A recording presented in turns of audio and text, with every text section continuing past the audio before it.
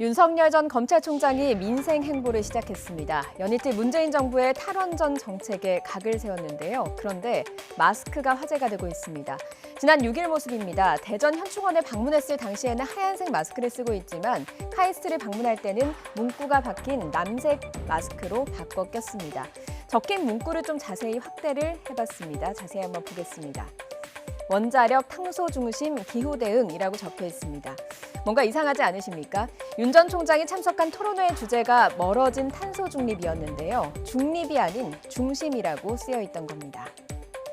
탄소 중심이란 말은 없지만 석유 많이 쓰라는 말인가 이렇게 오해할 수도 있는데요. 주최 측의 실수였지만 이를 놓치지 않고 민주당도 비판에 들어갔습니다.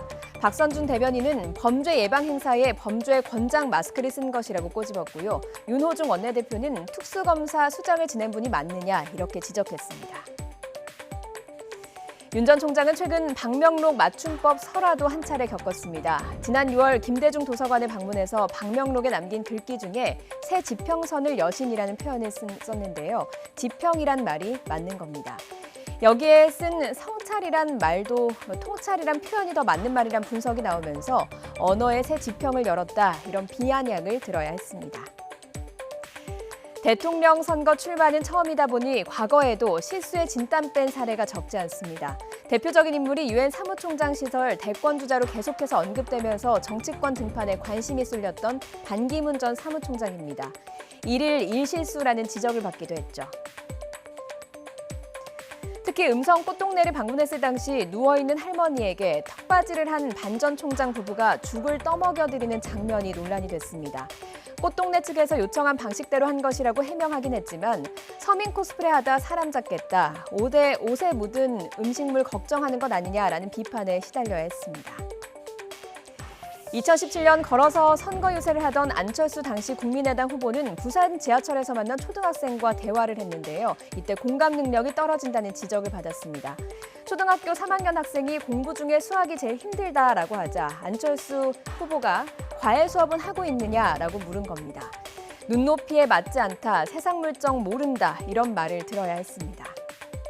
2017년 문재인 대통령이 후보였을 당시에는 발음으로 구설에 오르기도 했습니다. 먼저 3D 프린터를 3D 프린터로 강한 비판을 받았고요. 통일성을 위해서 5G도 5G로 일부러 읽기도 했습니다. 위기에 처한 국가는 아무나 경영할 수 있는 게 아닙니다. 3D 프린터를 3D 프린터라고 읽는 사람이 할 수 있는 일이 아닙니다. 잠깐 실수로 잘못 읽었다고 하기엔 너무도 심각한 결함입니다. 용어에 대해서는 전문가들 또는 이제 일반적으로 통용되는 발음들이 있습니다. 이제 뭐 일반적으로 누구나 보면 3D 프린터라고 읽습니다. 지금은 통용된 말이지만 처음 나온 기술에 대한 외래어 발음법에 설왕설래가 있었던 건 사실입니다. 문재인 당시 후보도 3을 3이라고 못하고 우리가 홍길동이냐 이렇게 발끈하기도 했습니다. 대선 주자들에 대해 상대 후보 측은 또 유권자들은 사소한 실수 하나도 그냥 지나치지 않습니다. 실제로 반기문 전 사무총장은 연일 실수 논란이 불거지면서 등판 20일 만에 물러나기도 했죠.